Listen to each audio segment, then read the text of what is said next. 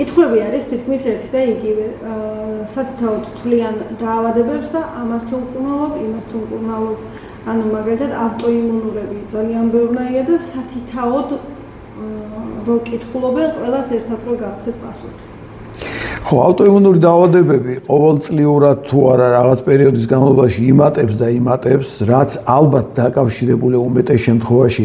საკვები პროდუქტების ტექნოლოგიურ დამუშავებასთან და იმიტომ რომ ნელ-ნელა ვცილდებით ნატურალურ საკვები პროდუქტებს და მივდივართ ტექნოლოგიურისკენ და ეს ავტოიმუნური დაავადებები პრაქტიკულად ყველა სისტემა, ყველა ორგანოს ეხება ორგანიზმში, არის ეგ დაყოფილი სისტემებათაც. ჯერთი არის ისეთი ავტოიმუნური დაავადებები, რომელიც მთელ ორგანიზმს ანადგურებს, არის დაავადებები, რომელიც კონკრეტულ ორგანოს ან ქსოვილს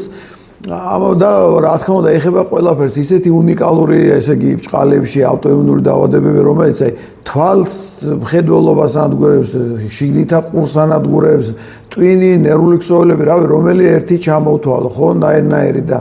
ყველაზე მთავარი რა არის ავტოიმუნური დაავადებების წარმოშობის საწყისი მექანიზმი, მიუხედავად იმისა, რომ თანამედროვე მედიცინა იძახის, რომ ზუსტი მიზეზი არ არის ცნობილი, მაგრამ საერთო ჯამში რო ხმათ ჩავყვებით, ხო, იწყება ეს ყველაფერი კუჭ-ნაწლავიდან და იწყება იქ ჩვენი იმუნური სისტემის არაადეკვატური რეაქციების შედეგად და პირველი რატომაც ხდება, იმიტომ რომ ჩვენი იმუნური უჯრედები უკვე რეაგირებენ ისეთ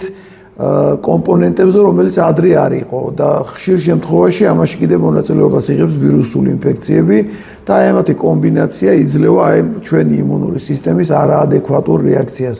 ის რომ აი იმას შველით, ამას შველით საერთო ჯამში მექანიზმი მსგავსია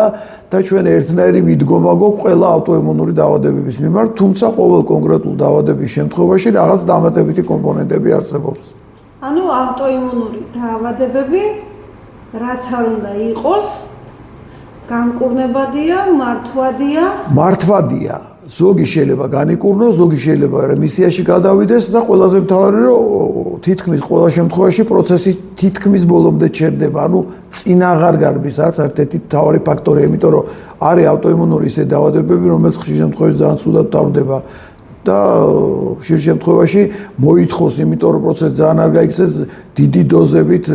ჰორმონალური პრეპარატების მიცემას და როცა არსებობს ნატურალური გზა, რატომ უნდა მივცეთ ადამიანს კიდე დამატებითი ხო ქიმიური საშუალებები.